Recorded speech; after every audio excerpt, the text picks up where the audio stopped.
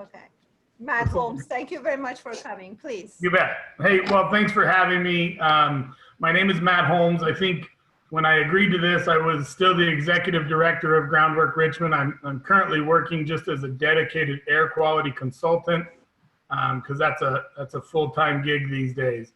I've been working in the Richmond area for the past 11 years. I first came to Richmond as a education and outreach ranger for Rosie the Riveter World War II Homefront National Historical Park, and had the privilege of helping to establish that museum down there and do some of the writing and editing on that really special moment in U.S. history. And through that work, I had as an assignment to increase park use and park attendance among traditionally underrepresented populations. And so I worked with disadvantaged youth populations in Richmond, doing lots of fun stuff, taking kids camping, traveling them around the country and teaching them about their heritage. And so that's how I came in contact with Groundwork Richmond.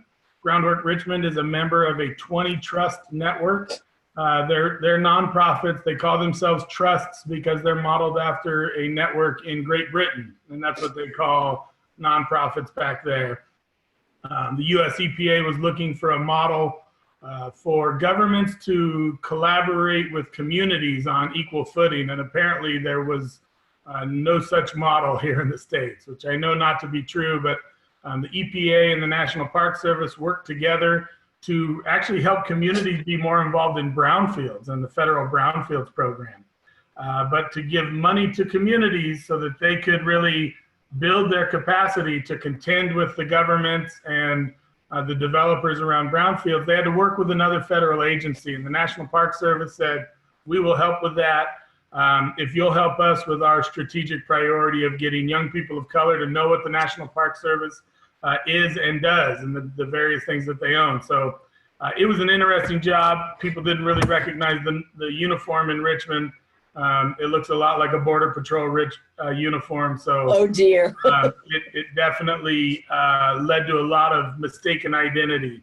But it was a unique privilege. I got to work all over Richmond with this really sacred story and built a really incredible network of partners in the city and among community partners, which was really useful for the project that I'm here to talk to you about tonight.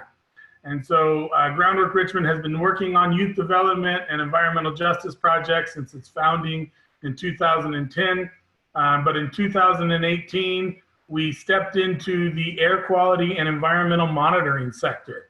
It all went back to the day of the Sims metal fire. I don't know if you remember that. I want to say it was 2015, maybe even 2014. And we were telling people to get outside and be active,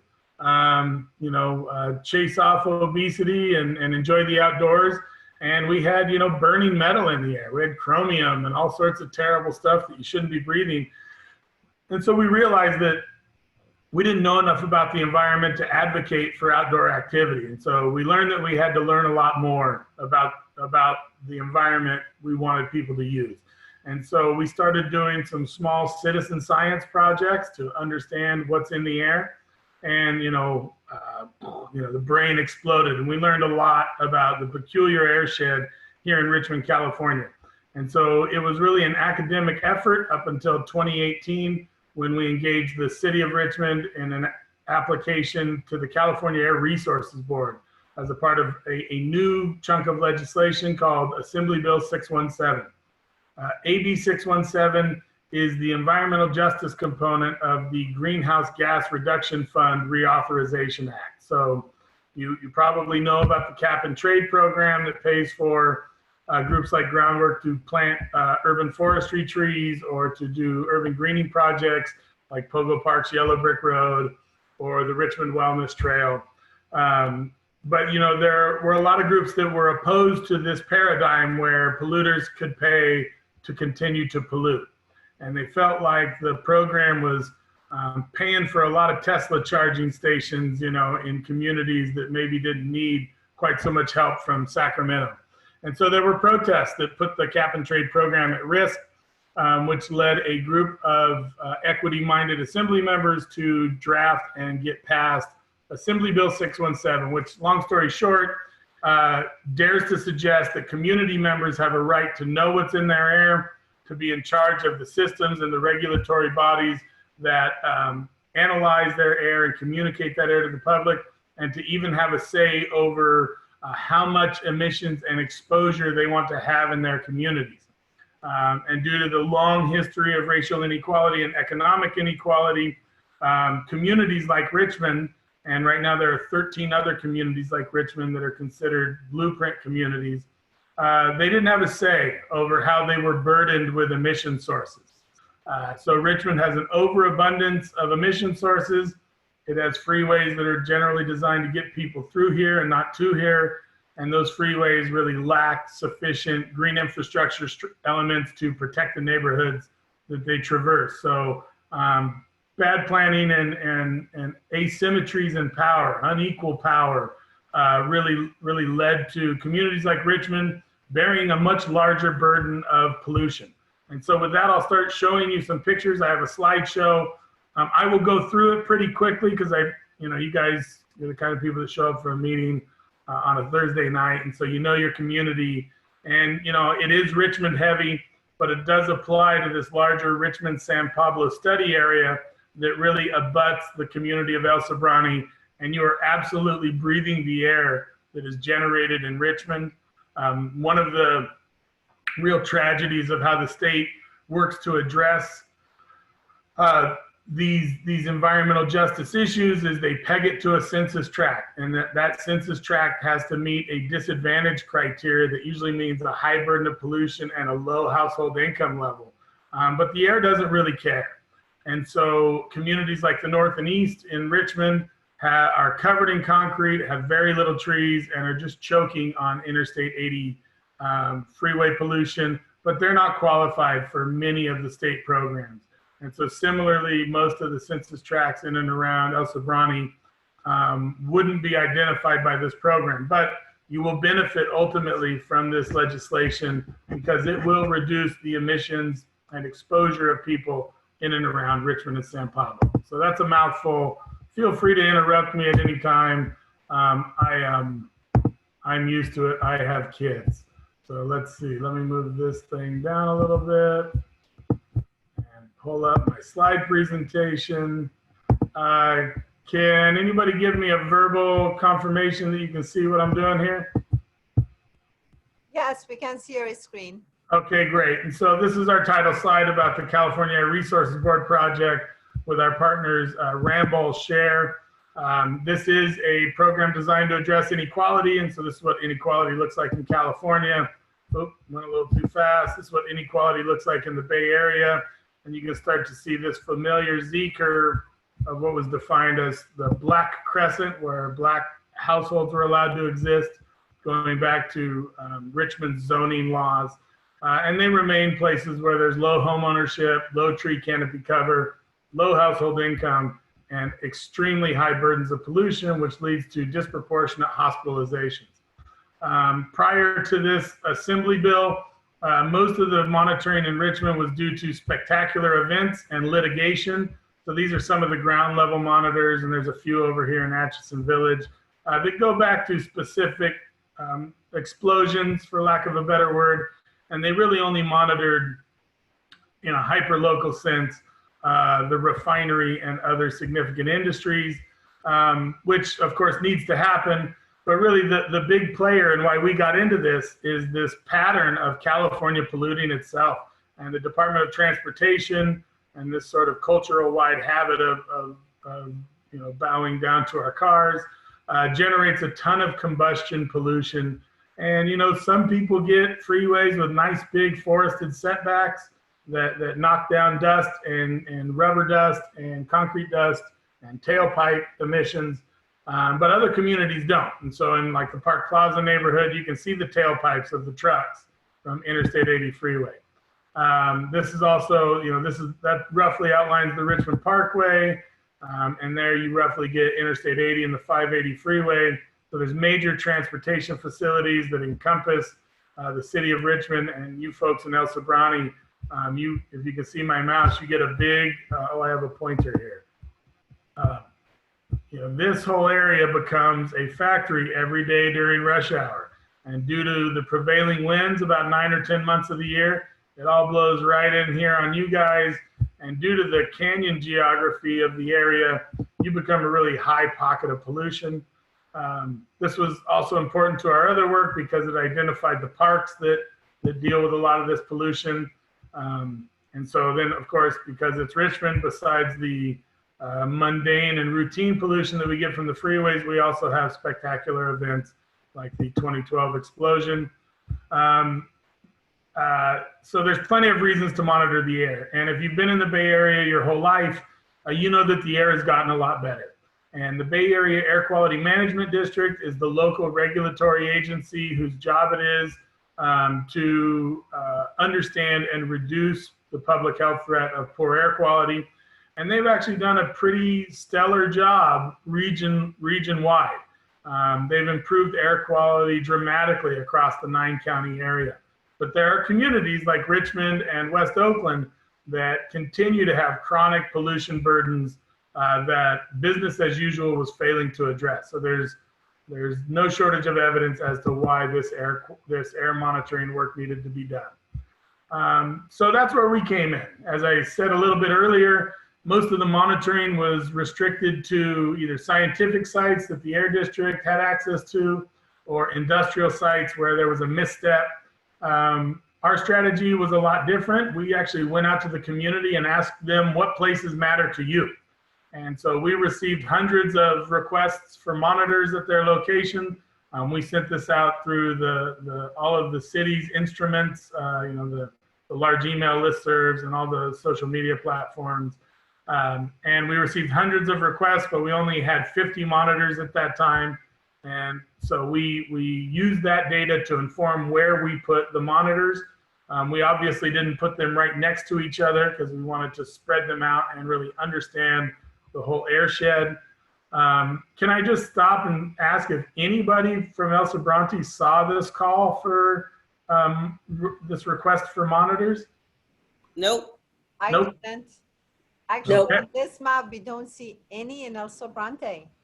Yeah, well, again, El Sobrante isn't really identified, and the city of Richmond is our right of access partner. So I needed the right to put monitors somewhere, and the county wasn't a part of that conversation.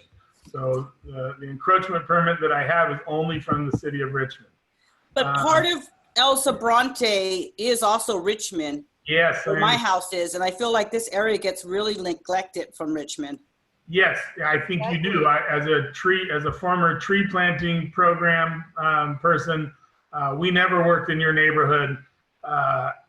And a lot of that had to do with the fact that even though you definitely deserve trees and better air quality monitoring, the need in these neighborhoods, in this historic set of unequal census tracts, is really beyond comparison.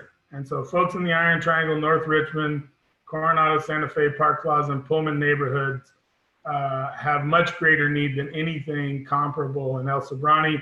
That doesn't mean the city's off the hook. The city still owes you its services. But as an environmental justice nonprofit, Groundwork Richmond was focusing on the people who needed the most help the soonest. Can I ask a question? Yes, please. Did you work with the RNCC when you were getting the information out? Yeah, we sent it out through the coordinating council. Okay, good. Yeah. So what you can see up here is part of our monitoring project. This is called the Clarity S node. And it's just like the Purple Air. You guys have heard of the Purple Air? Yeah.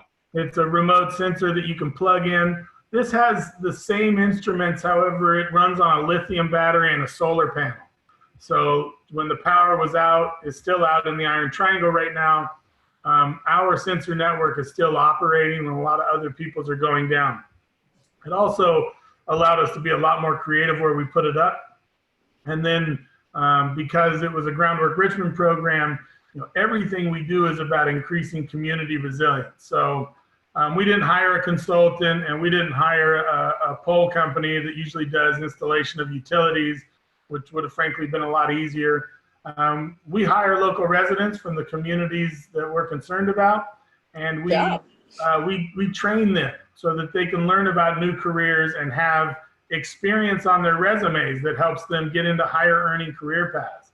Not everybody has a dad or an uncle with a business where they can get experience, or a mom with a business where they can go in and work on Saturdays and put it on their resume. A lot of the students that we work with, there's a number of reasons why people start out in different places, but just having experience on your resume can often be the big difference between a new career opportunity. And so everything we do is funnels into a workforce development model that we usually call our Green Core. And our Green Core is about training primarily young people of color from disadvantaged communities to improve their own communities. Nice. And in this instance, we call that Green Core the Air Rangers, the Richmond Air Rangers. Just sort of a habit of naming everything we do Rangers. So go ahead. Matt, are your sensors the same quality as the Purple Air ones? Yes. So the particulate matter sensor is identical. It's the same laser spectrometry sensor. And it gives you, because it's on a solar panel, it charges the battery just enough to give a reading every 15 minutes, sometimes 12 minutes, depending on the sun. Whereas if you're using a Purple Air on line power, it can actually generate data much more frequently than that. Yes. The usefulness of that it really depends on the application. But yours aren't like the EPA sensors. Ours So are not, and neither are Purple Airs. I understand that. The US EPA uses usually something called the Federal Equivalency Monitor, and there's a host of these, but those are usually about $500,000. And so There's one about every 100 miles. Yeah. Yeah, and it's, unless you live underneath it, it's not going to, Yep. Air quality is mercurial, and you got to be hyperlocal to be able to make choices. But back to these remote sensors, we actually calibrate them all next to federal equivalency monitors, and many of the sensors this was the status during, I think, the Paradise Fire, the Car Fire last fall. A few of the sensors are located next to some of the FEMs that are in San Pablo on a rooftop monitoring station. So we're able to see how the really expensive monitors that are almost always accurate, how they're behaving. And so because our sensors are calibrated to each other, the sensor that is near the FEM monitor can be adjusted to mirror the FEM, and so can the rest of the sensors. So to make that horrible sentence better, if one of my sensors down in the annex is tracking particulate matter at 50 micrograms per meter cube, and one of my sensors is on the rooftop in San Pablo next to an FEM, and the one in San Pablo notices that it's 10 or 12 micrograms off from the FEM, it will adjust its reading, and so will the rest of the network. So there's a little bit of machine learning in here that keeps the remote sensors accurate. There are a lot of great new remote sensors, and I think they're incredibly useful. I also know that the regulators and industry are very wary of relying on remote sensor data because it is possible that something that only costs $1,000 could be wrong. So that's an important scientific control that we built into our process that allows us to use these sensors with a high degree of confidence. Before we deployed these sensors, and actually I'm gonna exit this real quick, and I'm gonna show you the real-time clarity map that's up right now.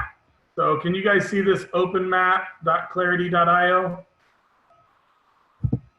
Anybody? You see the dots of different colors? Yeah, exactly. So this is actually a map, and you see this URL up here. These are our sensors, and they are out in the landscape. Way to the east, and there is no sensor there. It's very concerning. Yes, that's where we are, and lower. That's right. Well, but as I said before, your neighborhood was not our priority for a number of very good reasons. Okay. Which Sorry, what I'm were going those? to let you finish your presentation because we have a finite amount of time. I want you to finish your presentation and then I'll ask questions. Go ahead. Beautiful. So just to just to point out, you guys can look at this and you can see these nodes that are relatively near your property. They're not exactly near you, but during most of the year, the wind that you see has blown across one of the highest density remote sensor networks, if not the highest in the state. So you still have access to more air quality data than anyone else anywhere else, by my estimation. These are discrete data points. So all this does is tell you what this node is doing at this location. This one that's green right here, I know why it's green, because it's sitting in my office because somebody broke off the solar panel with a rock and we brought it in here to charge it up and replace the solar panel. So it's not really there on the Richmond Greenway, but the deployment tool thinks that it is. But this is an interesting map that can give you real specific information about your neighborhood. And so you could open it up and click on the show and plot. Oh, I've got my Zoom windows over this. Let me move something around real quick. So let's see. Something's going on with their data. It's obviously not throwing up a real plot because there's no data there. But generally, you see a line graph that shows you fluctuations in the data over a period of time. Let's see if this one will do it for us. Something's going on with the rendering here. But for what it's worth, this is a discrete set of data that you could use. Clarity's kind of gotten crazy. They're all over the world, and you can see what the air quality is in Azerbaijan if you want. They've also added the active fires, and they just took down the COVID cases because it got out of control. The Clarity nodes in and of themselves don't provide you with as rich a data set as you would need to make a decision. So what we have done is we've taken those Clarity nodes and we've integrated them into an air quality model. And this model is developed by our consultants, Ramboll Share. Ramboll's a multinational corporation that's been working on engineering and science problems for 100 years. And they generate a model that's based off of a number of peer-reviewed data sets and the Bay Area's inventory, and it's corrected by our nodes. So this is the Bay Area-wide model. It does include your neighborhood, and you can look at it. In fact, why don't I try to zoom in on that? But this San Francisco Bay Area set only has 1 kilometer by 1 kilometer resolution, which is still, sorry, I got a little lag time here, which is still better data than most folks get. It's not the most interesting map to look at during a wildfire because it's all really bad news. And as you can see over here to the left, it's all from an unknown or a background source, whereas the green source here is from a point that we know about. This background source is from the general industrial activity in the Bay Area. But you can zoom in much closer on the city of Richmond. So in Richmond, instead of having 1 kilometer resolution, we have 10 meter by 10 meter resolution, which is incredibly high granularity and lets people make, you know, on a normal day, tell the difference between one neighborhood and another. The wildfires are not making any of this very interesting. But actually there's an event that happens pretty routinely around mid-afternoon that really impacts your neighborhood. And it's when the winds from the west stack up a lot of the pollution right over El Sobrani and Carriage Hills and those areas. You can kind of see how the air quality is, the air pollution is concentrating against the hills. And as we move a little further into the present, you'll see, well, this is kind of cool. If you go back here, you can see the people behind East Richmond Heights are in a clean air shadow. And as I move forward, you'll start to see a large red blob develop as the air sort of shifts back in from the valley and the San Ramon area. And this is from smoke? Most of it is from smoke. Thank you for that question. If you look over here over the Chevron refinery, this is data that Chevron has told us they create on an average 15 minutes. And so Chevron is the largest particulate matter generator in the region. And so that's what we call point pollution.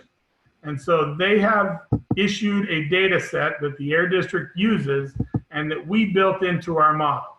And so if they produce this much pollution and the weather patterns, and we have a pretty complex weather model in here that says how it would move around, we can generate a windrow model that takes into account geography, wind, and pollution burden.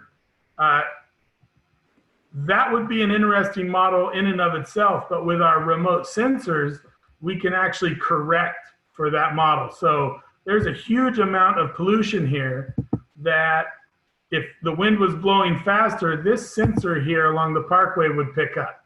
And so we would stretch that blob out to the east until sensors stopped seeing it. But these sensors are seeing relatively low levels of pollution compared to the pollution that we know is coming out of the refinery. And so it's actually shrinking that bubble and keeping it in place. Would you please move the map so that it's showing us detail a little further to the east? So the map does not go past this line with the Richmond model. So I looked at it today and I could see El Sprani. I could see Arinda. Yeah, so this is the SF Bay model that we have, which does contain those areas, but it has a 1 kilometer by 1 kilometer resolution. I could find my corner. It was good enough.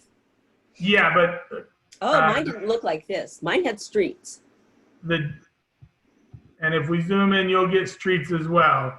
But the data to the east of that line in the Richmond model only has a 1 kilometer by 1 kilometer resolution, so a big square, which is useful, and you can use this, and I hope that you do. My goal would be to get the county to help me instrument all of these areas so that they can all be integrated into the model at the same resolution that we have in Richmond. Absolutely. And another thing that this model has is, you see these nodes right here? These aren't mine, these are Purple Air. These are individuals that purchased a Purple Air. Purple Air's data has been utilized for a long time and went through a really rigorous test, peer-reviewed test in the Imperial Valley study. So much so that the US EPA allows them to distribute it to just about anybody. And so our model pulls in all the Purple Air data and adds the Clarity Node data. So you could buy Purple Airs and continue to increase the amount of data that you have in your region. And this model will do the math and increase the resolution in this area. I think we have 6 Purple Air, because I've been looking at maps the last couple of days, 6 Purple Air monitors in El Sprani. It's not impressive, but it's something. Yeah, well, but they're never the same as other maps. They're never the same as each other? No, they're never the same as, so there's a bunch of different maps out there. And I understand that Purple Air is pretty much real time. It's pretty much real time, but then it spits it back out at sort of an hourly average. So, which, which is still more useful than anybody's ever had. But, the idea that this is coming out of Purple Air through your Wi-Fi to the machine and then back to your phone in the same 5 minutes is a huge computational challenge. And so it is as real time as anything can get, but for the machines to be able to handle it and for you to be able to see it on this street model requires them to build some averages. But I think that's a really exciting part of the data science that's always evolving. Certainly something that I'm learning a lot more about. But I'm glad nobody monitors those, right? Sorry, what did you say? The owners of those don't monitor them. May I ask you to please allow Matt to finish his presentation, then we'll ask questions. All right. Thank you. Sure. Yeah, well, you did bring up an interesting point. There are a lot of different maps. And so you see the colors on here. This is our map, and we wanted it to be the most protective map possible. We didn't think there was anything wrong with telling people to stay home just in case. So we use the World Health Organization Air Quality Index. The World Health Organization's AQI was designed to make sure people don't get poisoned. And sometimes the US EPA Air Quality Index, or the Air Now that a lot of people have been seeing in the news, sometimes it was made less protective so as not to encumber some of the industries that didn't want it to, shout that the sky is falling. So this is World Health Organization versus Air Now, which is US EPA. But let's see, what was this, at 2 p.m. yesterday? You can see this blob that the geography around El Sobrante is causing. And we see this pretty consistently. These purple airs are throwing up much higher particulate matter levels than the rest of Richmond. And we know that this pollution wasn't generated here. It was generated down here in the freeways and in the industry. So there is a really good case that El Sobrante deserves some additional attention. I'd like to click out of the model real quick and just get back to a few more things. But this is called the Ramball Share app, and you can click on just the Richmond app. And so if you wanted to pull this URL, you could find it on their website or our website. Their website explains how it all works.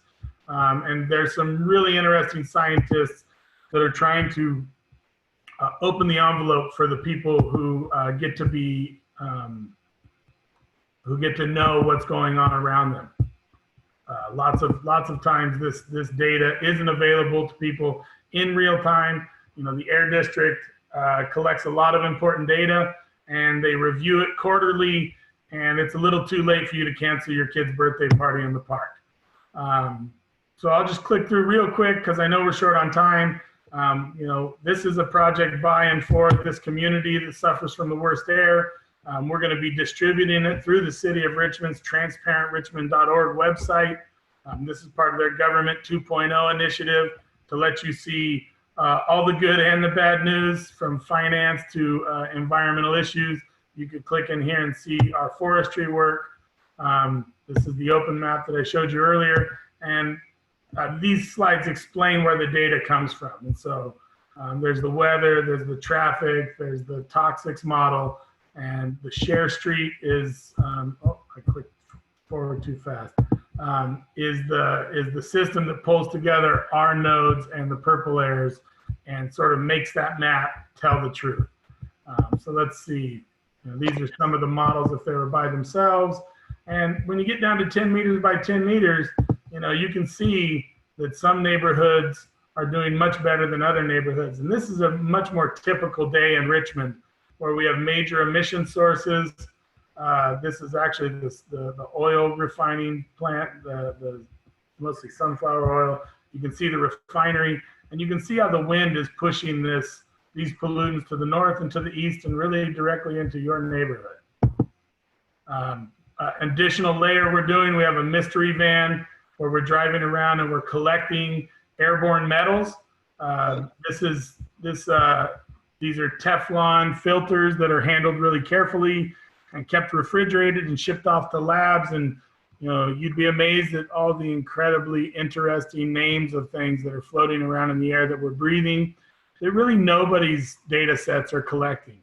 The Air District, through this new process, has created their own, I call it the Batmobile because it's like a $6 million bus full of instruments, and it will collect more data than we're even collecting. But that model that you were just looking at will soon have a layer in it of what are called gravimetric speciation samples, which tell you the particulate matter size and actually the metal content of those particulates. And then finally, what I want to leave you with is our study has been adopted by the AB 617 process, and in Richmond, San Pablo, it's called the Path to Clean Air. And I was a member of the Community Steering Committee, and there's a community-led emissions reduction plan that will be launched this fall that will be taking applications soon. We approved the application on Tuesday night, and anybody who lives or works in this study area can join this committee and be paid to attend these meetings and be paid to direct the reduction in emissions and exposures. And it's a first of its kind legislated authority for communities to determine their own fate. And so with that, I'd like to open it up to questions. I think I went a little long. And maybe I should stop the share so we can maybe see each other. Okay. Thank you very much. Could you please explain about this committee first? That seems to be the most important thing. And yeah, I think it is. You can open your videos now. Yeah, I think it is. I think. Recording. Go ahead.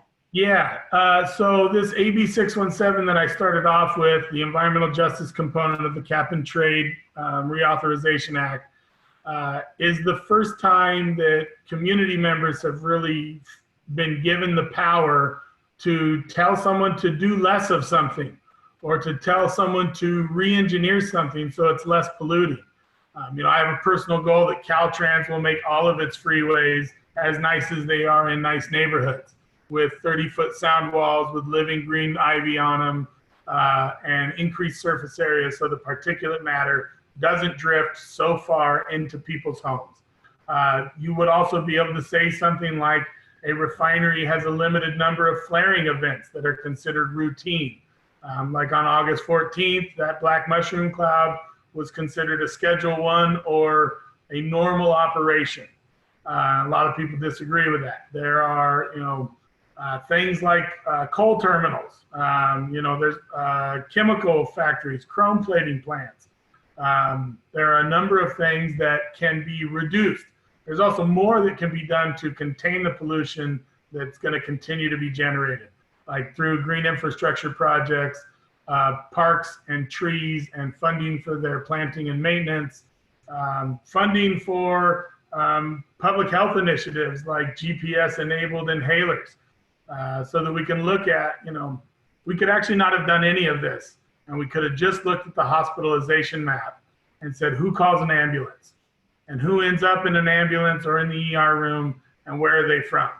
And it would have been the same map as the red and green map that I showed you from CalEnviroScreen, and it would be the same map that doesn't have trees. It would be the same map that has summer heat violence events. It's always the same map. It's the same map since 1930. So there's an opportunity to direct that funding and direct these agencies to do a better job. I'm going to ask you to please email me the link on how people can apply, and I will share it with the community. You bet. I will do that. We approved the application on Tuesday night. We've been struggling for 6 months to get a conflict of interest form approved. There are some people are paid by their employer to come to these meetings. And so my goal is to make sure as many residents as possible, especially vulnerable populations, people with respiratory conditions or children with respiratory conditions, are part of this decision-making process. It shouldn't be the case that, you know, environmentalists or, you know, a vested person with funding to talk about this and someone with funding to not talk about it are making this decision. You know, this should be decided by people who are disproportionately impacted. And so I've been ranting about this. Where is the healthcare sector? Where is the health beyond our walls? Where are the people that are connected to Kaiser or Muir Health or the county health department? Where is the email list of people who have been hospitalized? Because you have a very different conversation when I'm talking about my sensors that tell us something we already know, and an atmospheric chemist tells you about the nuance between an FEM and a remote sensor. And when you're talking to a parent who's seen their kid gasping for air, and, you know, political power is only ever taken. And if people don't show up, you know, the best way to convince someone they don't have power is to make them think that they never had it. So I pledge to you that I will be distributing that information. So will the city. The city's been going through a lot of changes, so that transparentrichmond.org and the community air monitoring tile will be updated very soon with this air quality information. And then our own Groundwork Richmond Air Rangers website had to be redesigned because of this project. And so that will be going live soon. So you should just be able to Google Groundwork Richmond Air Rangers. I'm currently looking for funding so that this can actually become an app on somebody's phone that says, hey, If you're in 10 meters of air that are unhealthy, you should go inside. You know, if my phone can tell me where the nearest Jack in the Box is with the shortest line, it should be able to tell me when I'm at risk due to the environment. And so these are all things that are in the works, and everything gets easier when more people care about it. Thank you very much for all the very useful information, and I'll follow up with you. I have questions, but I'm going to ask other people if they have any questions before I share mine. Okay. I would like to know how Air Now, hello, I would like to know how Air Now correlates with your models. So Air Now is based off of, it has a lot of purple air data, and it also has the federal and public monitors. So Air District monitors and US EPA monitors and NOAA monitors. There's like a science station out of Point Reyes, and all of that is integrated into Air Now. But it is at best at a 1 kilometer granularity, and it is based, it conveys a US EPA air quality index. So it'll tell you that the air is green up to 49.9 micrograms per meter cube. And that's actually an unhealthy particulate burden for you to be breathing. So, you know, there are problems with Air Now. It's better than nothing. It's better than any of our parents ever had. It is very important information, but I think if it was designed to protect people's health, it would be more protective, like our model. Would you recommend purple air first? I do. In fact, if I had line power, if I had a plug in 54 different locations out in the outdoors, I would have bought purple air. They would have been a lot cheaper. These little solar panels and these lithium batteries are very expensive, but they were necessary to give us a distributed model. Clarity nodes also don't go down when there's rolling blackouts, and purple air are a paperweight when there's a rolling blackout.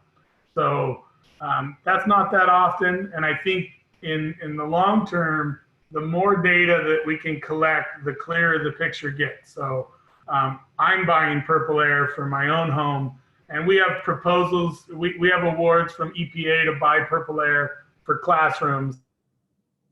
So I think they're great. And if you put them up, we'll learn from your purple air too and put it in the model. Thank you. More questions for Matt? You can also build a purple air for like 40 bucks. Wow, how? And they're designed online, and I'm about to do tutorials on that. The sensors themselves aren't that expensive, and there's some really cool people that have been doing this stuff for a long time. You know, if you really want to get gung-ho about this, clarity nodes and purple airs, they just tell you that there is a particulate. They don't tell you what's in it. And they also don't tell you about things like toxic organic gases. I'm at our office in Point Richmond right now, and a couple months a year when the wind comes from the north, we get a bioreactor gas out of the refinery that's a bacteriological process with their extra petroleum. Those things don't show up with the laser that's in a purple air. You actually have to use a canister and capture it. And then you burn that air or you wash that air. And then like the filter samples that are in our van, you know, those machines are about $5,000 a piece. And each one of the filters is $40, and analytics on it gets up into the hundreds of dollars per filter. So just collecting those filter samples is going to cost us over $15,000 for one season. So it's super expensive stuff. The price is coming down, and I think the more people that are doing it, you know, the more competitive that work gets. $15,000 isn't even one night in the hospital. Yeah, so that's the kind of crazy cool research that's coming out. It's terrible research, but it's the truth. All of the "we can't afford to do this" arguments really struggle when you look at the public health costs. So Exactly. could you tell us how to first better monitor air quality besides individually purchasing purple air units, and also how to improve the air quality in our area? You know, we live in a very high fire danger severity zone. So Yeah. trees are an issue, but planting more trees is good. So what should we do? You know, I'm sitting at a desk that says the world will become great when old men plant trees whose shade they shall never know. And yes, trees burn. Poorly maintained trees burn more often. And a tree is really a star performer in your landscape. The state of California pays Groundwork Richmond to plant trees for greenhouse gas sequestration. And they will never stop climate change, no matter how many we plant. But every single tree knocks down acres and acres and acres of dust that are destroying people's bodies. What a tree does for particulate matter is really a magic trick. And our freeways should have, 60-foot redwood walls along all of them to maintain that dust. So it's not the kind of, a forest isn't a solution that an individual can implement. There's going to be changes here around your homes. Because of our mild climate, not everybody has an air handler and a filtration system or an air conditioner. Most of the places in the flats have no air handling whatsoever. People are going to need to build indoor air filtration systems. And there's some really cheap and interesting do-it-yourself strategies that absolutely improve air quality.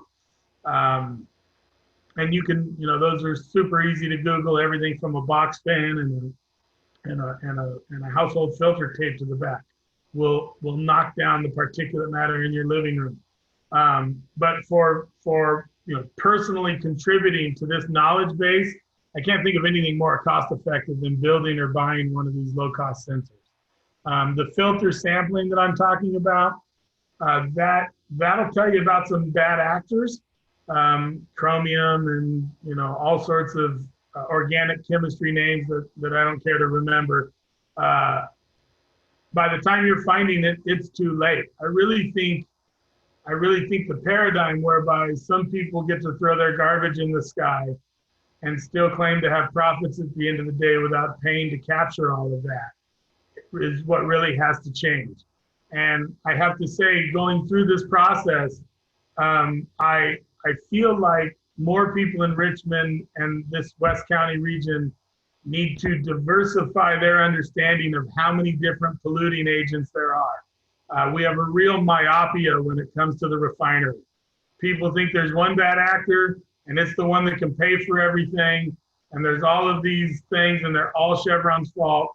Chevron knows what it's doing better than any of us do. And it's going to do what it does for as long as we allow it. But it's also fully aware of what its impacts are. There are a lot of other actors in our community that are not.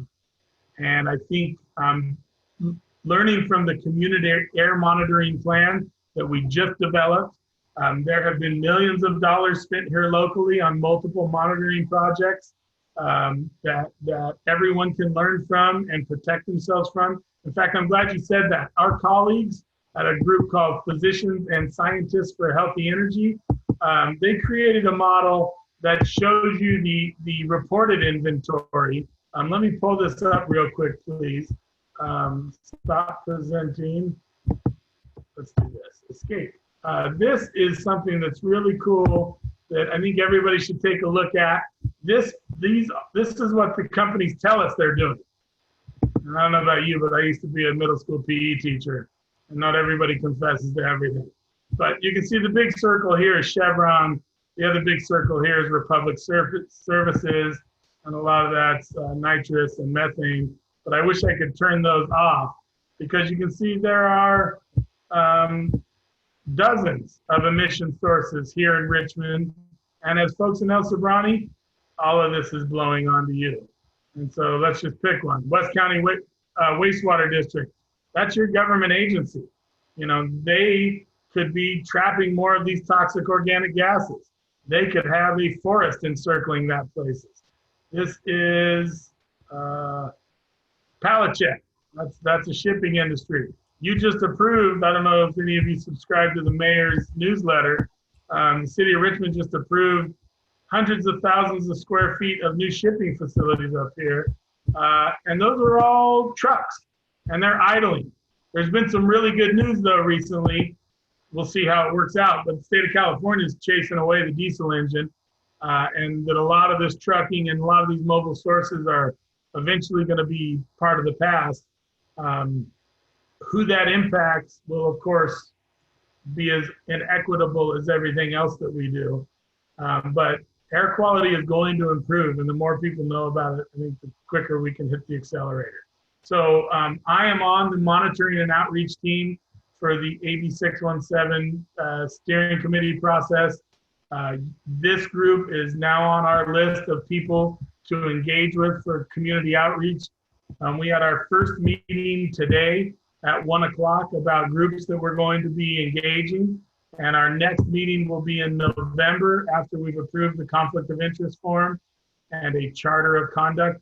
And so we will be coming out with abstracts of the various monitoring plans. Groundwork Richmond is just one of them. There's another one called Aclima, and they worked with Google and drove around every street in the Richmond San Pablo area and developed a really detailed model of that specific date and time. It's not going to tell you anything about what's happening today, but it will tell you about generally how the airscape works around here. And then the Air District, they've gotten the bulk of the money, and they're building lots of new systems. And this new emissions reduction planning committee, it's a mouthful. I'm sorry, we need to come up with some acronyms. The CERP is what they call it, but I don't like that. It will tell them where to go. It will tell them what to sniff. And you know, our model, and I'm not a scientist, I'm a history worker, I just complain about the past. But my scientists find it, you know, not surprising, but very interesting, this bubble of high particulate matter that sits over El Sobrante. And we're of the opinion that the Air District should do some dedicated studying in this area. So if you're on the committee, let them tell you no. Let them try. So if we as a community want to ask the officials to do a better job at trapping particles, we would appreciate if you could give us a list of whom we should contact, or what is most emitting, or as a community, what can we do? Yeah, well, you know, you could subscribe to our newsletter. I sent out an e-blast last week about this. There's a design team designing the emissions reduction planning committee. And as I said, we feel like it hasn't been full of Richmond residents. And so those of us in the environmental justice sector have had to fight real hard, even though we're in the majority, to get a conflict of interest form approved that we can sleep with and that we're comfortable with. Because sometimes government agencies want consensus. And so what that's meant is that a minority of that group have been able to keep us from instituting the most protective conflict of interest form.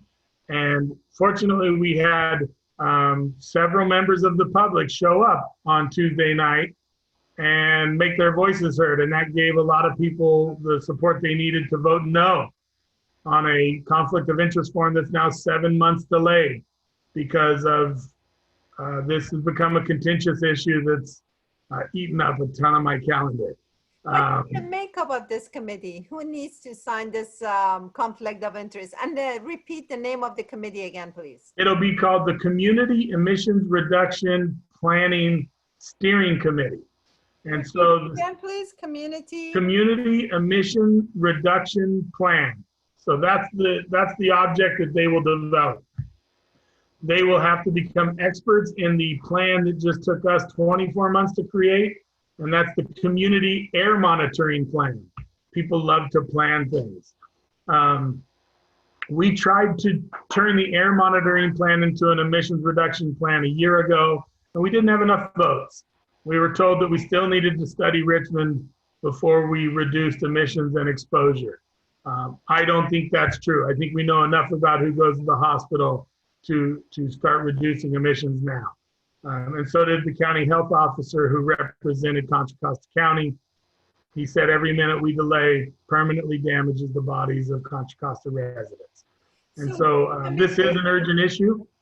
Yeah. This is within West Contra Costa counties, beyond the city of Richmond, correct? Well, this study area is focused on the municipality. but Richmond is where most of your pollution is coming from. Richmond and the freeways, right? You know, you don't have a chrome plating plant in El Sobrante that I'm aware of. You might have, you know, it's been frustrating because there's a lot of pollution. Barbecues, that's burning something. Anytime you burn anything, you get combustion. Dry cleaners, gas stations are really a toxic presence in your community. We also need them, you know, so these things all have to be treated with some balance. But Richmond is home to the largest emitters in all of California. And so anytime you find yourself talking about a barbecue joint, and you're not talking about the single greatest emitter in the entire state, something funny has happened to your conversation.